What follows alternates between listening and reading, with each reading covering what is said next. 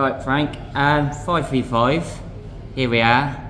When the idea came about when you were on stage at that press conference with Eddie Hearn and you shook hands straight away, what was that moment like? It was a bit it was a little bit discussed, but it didn't go anywhere. And it was a bit out of the blue, and I think it was just put on us.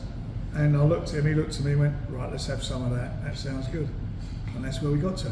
Because it's obviously an idea you pitched a few years ago during COVID to do it, and it never kind of went anywhere back then. So it's been in your thoughts to do something like this for a while. Yeah, we did sort of have that thought about it, but it took His Excellency and his vision to bang our heads together to get it on, and that's happening. And look what we got coming up on Saturday night. I mean, this is a phenomenal fight card, evenly matched fights all the way through, and the spice of out of Queensbury and Matchroom and Warren and Hearn, who's going to be in the driving seat after this one.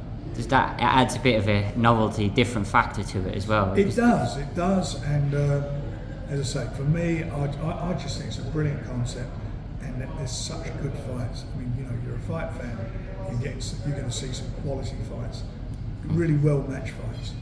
It shows as well the benefit of promoters working together, because these fights wouldn't have happened a few years ago, and we're getting them now.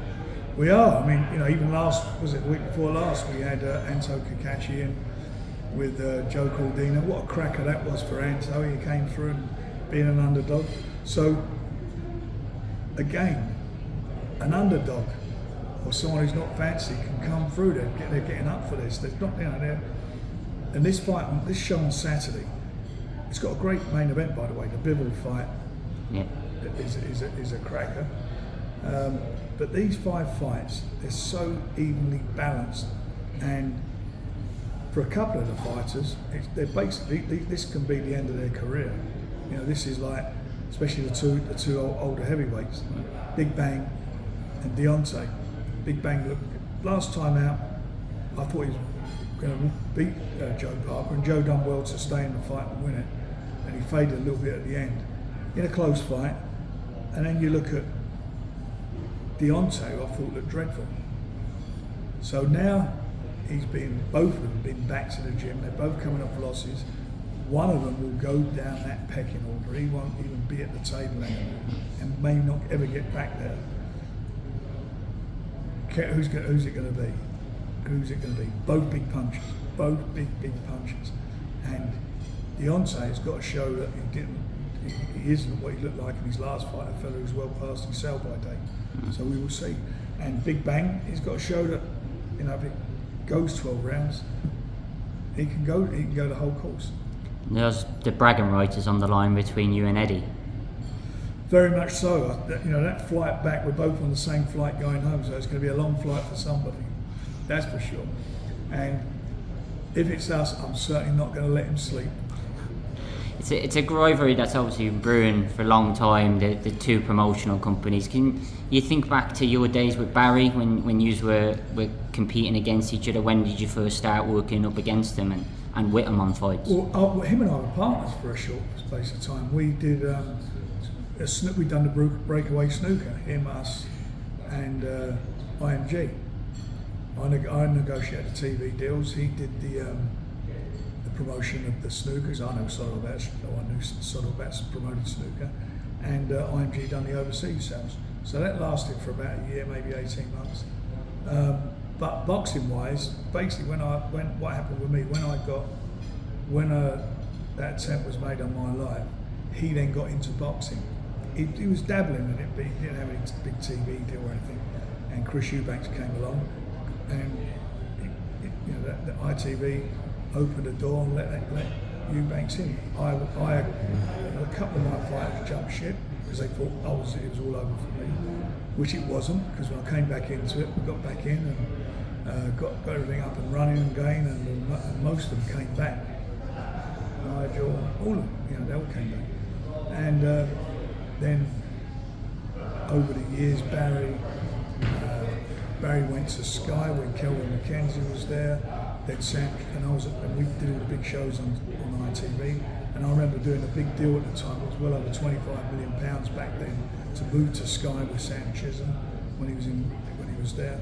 We took Frank Bruno, Ricky Hatton, Nigel Benn, Steve Collins, Naz, all those fighters went across with us, and they were brilliant times. And I think he went back to ITV, and that ran for a little while. Then it all petered out, and I think we dipped in and out of boxing, whereas boxing's always been our main business, my main business, and that was basically it. And then Eddie came in, was about 15 years ago, started promoting, and I never spoken to him till that, His Excellency, just after December, last December, and it's been quite a revelation, to be quite honest. He's very everybody's got a view of somebody, what you think they are, and I sort of meet him.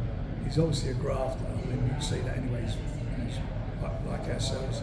You spend a lot of time on the road working, but he's also very passionate about the boxing. There's no doubt about that, and that I wasn't aware of really. He's more passionate about boxing than his dad ever was. That's for sure. And you can see that, and it's been good. We've had some really good conversations with George, some Francis here today, manager Moses and Sam Noakes and some other good fights, Henry Turner and so forth. And it's funny that like the family thing, like the fact that his family's dynasty of sport, my family, and how well they all get on together. And I'm enjoying it. I really am enjoying it. It's good, and there's going to be many more of these. I told him I'll give him a rematch. Well, your first impressions of him away a few years ago when he first entered the sport were probably a little different. Well, yeah, it's a bit like when I started out. We're all the same, aren't they? You've got to bang the drum. This is what I'm going to do. I'm going to change the sport. I'm going to do this, boxing this. All the fighters need a fair deal. It's the same mantra. Everybody's like, and you invest. And I still do it now. You fall in love with a few of the fighters you're involved with, and sometimes that. And I've had these conversations. It was funny, we were talking about that. This fella I invested a lot of time in. I did this, that. Then he went off. I can't believe that. And I said to him, that's sport. It's not just boxing, is it? Yeah. You work for a newspaper. Someone comes with a bigger offer, and you're out of contract. What are you going to do? Someone come and tap you up. In any sport, any business, managers, football, players, it's constant. And you just got to get on with it, and what it's all about is endurance, is keeping true to what you believe in. If you do that, which is what he does, you're successful in what you're doing. And he's done some great shows, but he's done some great shows. There's no doubt about that. And we continue to do some brilliant shows and get involved in some great fighters and develop some good young fighters.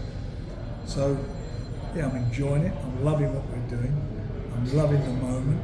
I'm 72 years young now, and I'm bashing away. I'm having fun. As long as I'm having fun and I'm enjoying it, I'll keep doing it. And it's been a bit of an injection in the arm for me and for the sport with His Excellency in Saudi. We're now in the world capital of boxing. This is it. And what happens here, filters down, and it's been good for what's going on in the US, and certainly what's going on in the UK. We've got some great shows coming up there. And I can see this format happening in different areas. Like I'm sure we do one of these in the UK, or maybe two of them at different levels. We can do it at the highest echelon of the sport, down to like a small hall, like a York Hall type of event. Theirs against theirs, and they're competitive fights, and that's what the fans want to see. That's what it's all about. It shows your longevity though in the sport that you're working with Barry's son after starting out when Barry came into your kind of world. Yeah, I remember Barry coming to my office actually when he started out. Spent a few days there for a bit, but we helped him. Yeah. How'd you do this? How'd you do that? We've done it. Maybe I shouldn't have done what we did. And he's bought, but he's all right. He's all right. I mean, I know, Different from the guy, Eddie, the guy that came in the sport who probably got your back up when you were... Well, it's not he got my back up.